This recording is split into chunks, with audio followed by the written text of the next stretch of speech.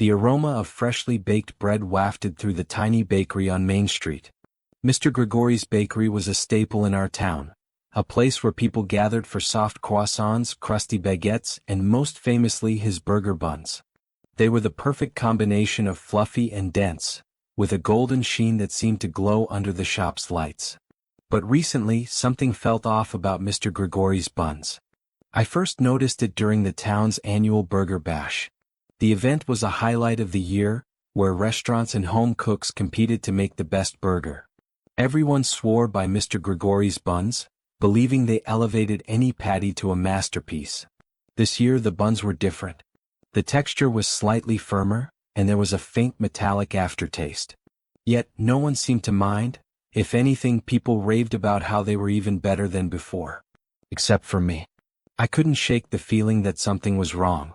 The taste lingered in a way that wasn't natural, like the residue of an unspoken secret.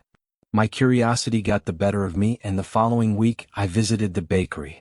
The shop was quieter than usual, the typical hum of conversation replaced by an eerie stillness.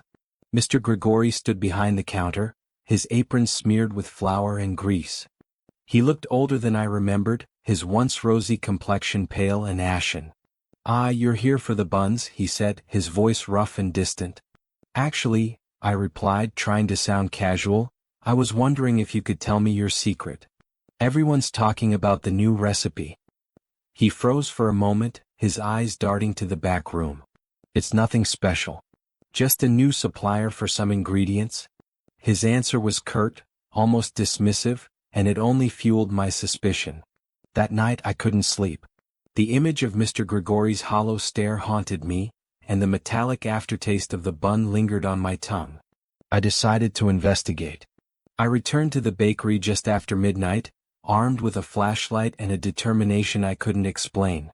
The shop was locked, but the side entrance to the kitchen was secured only with an old, rusted latch. Inside, the air was thick with the scent of yeast and something else, something foul and rancid. I moved cautiously, the beam of my flashlight cutting through the darkness. The kitchen looked normal at first, trays of dough rising, bags of flour stacked neatly, and ovens cooling from the day's work. But then I noticed the trapdoor in the corner, partially hidden beneath a pile of empty sacks. The hinges groaned as I pried it open, revealing a narrow staircase descending into the darkness. The stench grew stronger and my stomach churned with every step. At the bottom was a dimly lit cellar. It was cluttered with barrels and crates, but what caught my attention was the large, industrial mixer in the center of the room. Its metal bowl was streaked with red, and nearby, a table held an assortment of knives, cleavers, and what looked like a bone saw. My flashlight flickered, and for a moment I thought I saw movement in the shadows. "Who's there?" I called out, my voice trembling. The only response was the faint hum of machinery. I approached the mixer, my hands shaking. Inside the bowl was a thick, viscous substance that smelled metallic and sickly sweet. I dipped a finger into it, a foolish impulse, and brought it to my nose. Blood. I pulled back, nearly tripping over a crate. My flashlight fell, its beam landing on something partially hidden beneath a tarp. I hesitated, then pulled the tarp away. What I saw will haunt me forever. Beneath the tarp were dozens of bones, neatly cleaned and arranged. Some were unmistakably human, while others looked like they came from animals. A low growl echoed through the cellar. I spun around, my flashlight shaking. Standing in the doorway was Mr. Grigori. "You shouldn't be here," he said, his voice calm but menacing. What is this?" I stammered, gesturing toward the bones and the bloodied mixer. He sighed, his shoulders slumping as if under an unbearable weight. "It started with the flour shortage," he said. "People didn't notice when I used animal fat to stretch the dough. Then, well, accidents happen." "Accidents?" My voice rose in disbelief. He nodded. "A drifter looking for a place to sleep. He broke in one night and—" I panicked. His eyes gleamed with a strange mix of guilt and pride. "But the buns, they've never been better.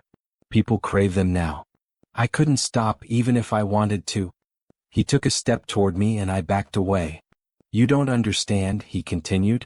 "This isn't just about the buns. It's about something older. Something that demands tribute. Before I could respond, the growl returned louder and closer.